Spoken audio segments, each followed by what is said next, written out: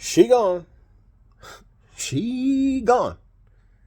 Glorious Texas Democrat rep Jasmine Crockett has been gloriously gerrymandered out of her district. Gone. She gone. Hello, everyone. It's Michael here at This Way TV, formerly Sweet Home Maricopa, formerly John Mike Keene. Go in the description below and find a link to Bible Every Morning if you need a daily devotion together live, 8 a.m. every weekday morning. Join us. The link is in the description. Okay, a quick lesson about gerrymandering. Not just gerrymandering, but some of the things that are happening right now that are going to essentially result in long-lasting positive change for our nation and the world. The Democrat machinery has been built upon the machinations, right? The machine upon sand, right? Built their house upon the sand. That's essentially the best way to describe it. They built their house upon the sand, and now one is being built upon the rock. And what I mean by that is the gerrymandering and the census, okay? And the census has two factors, right? So the gerrymandering and then the two factors from the census will change the landscape of our electoral representatives in D.C. for generations. And I mean, like, the Democrats are gone. Here's a bonus, right? A bonus before I get into those three. The bonus is USAID being defunded, being defunct, took away their financial base, right? The taxpayers were funding the Democrat machinery, and now that's been taken away, right? So that's one of the permanent changes, along with Act Blue or whatever it is. So the corruption's being weeded out. Now, Jasmine Crockett's gone. Like, I don't know if it must have been intentional. It must have been Abbott and whoever drawing the lines of the districts, saying, well, let's see how we can get rid of her. Boom. So gerrymandering.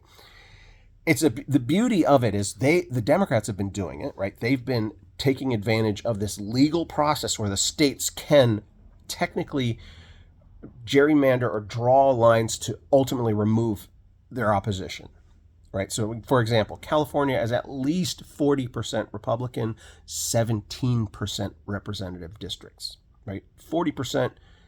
So rather than being equally representative, the gerrymandering, the drawing of the lines, right? So this is a big, strong, conservative region. So you'd think that would be a district, but no, the Democrat district will take a piece of it here and a piece of it there and a piece of it there and dilute the conservative vote, right? That's exactly what it is. Dilute the opponent's vote.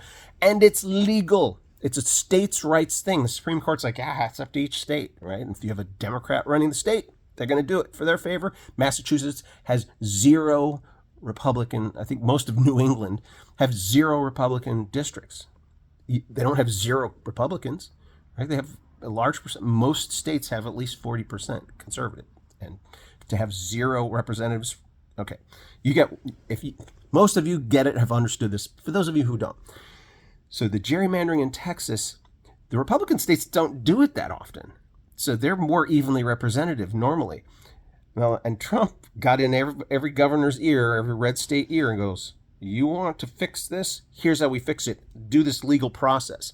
And what it does is it takes what the Democrats have been doing, which kind of feels morally corrupt, but it's legal. It's like fight fire with fire.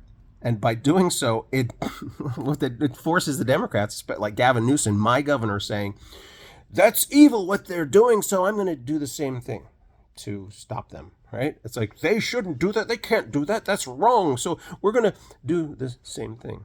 And because they've already been doing the same thing, the people in the state are like, we've got enough of that. And there's not enough support for it. So it's just brilliant, right? So that's one thing. By gerrymandering, just Texas alone it'll be a 10-seat in the House swing.